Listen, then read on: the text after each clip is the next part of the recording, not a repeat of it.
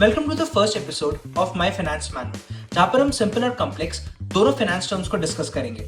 आज हम मेनली दो टर्म्स के ऊपर फोकस करेंगे, शेयर्स एंड डिविडेंड्स।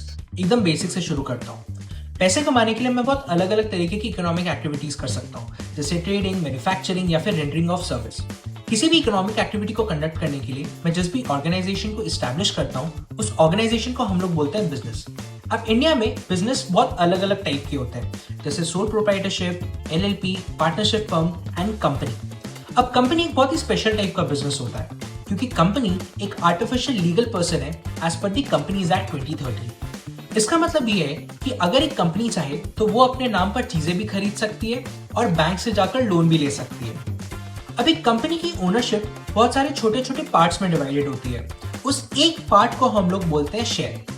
जब भी कंपनी को पैसों की जरूरत पड़ती है, तब कंपनी अपने शेयर्स को इशू करती है और उसके बदले पैसे या फिर शेयर कैपिटल को रेज करती है।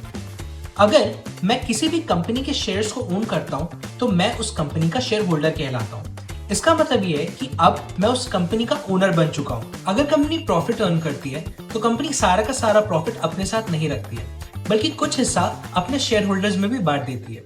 वो प्रॉफिट का हिस्सा जो कंपनी अपने शेयर होल्डर्स में बांट देती है, उस हिस्से को हम लोग बोलते हैं डिविडेंड्स। एक कंपनी यूजुअली दो तरीके के शेयर्स को इशू करती है, इक्विटी एंड प्रेफरेंस।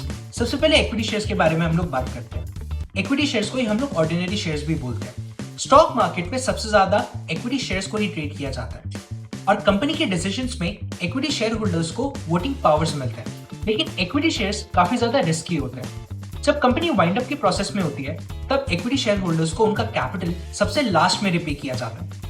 अब बात करते हैं हम लोग प्रेफरेंस शेयर्स के बारे में। Unlike equity share holders, except in some cases, preference share holders के पास कंपनी के डिसीजंस में किसी भी तरीके का वोटिंग पावर नहीं होता है। लेकिन प्रेफरेंस शेयर होल्डर्स को प्रेफरेंस मिलता है डिविडेंड पेमेंट के टाइम पर। उनको डिविडेंड का पेमेंट एक फिक्स रेट पर किया जाता है before dividend is paid to equity share holders. उसके अलावा प्रेफरेंस शेयर्स को इक्विटी शेयर्स में भी कन्वर्ट किया जा सकता है। कोई भी कंपनी 20 साल से ज्यादा प्रेफरेंस शेयर्स को इशू करके नहीं रख सकती है as per the companies act 2013।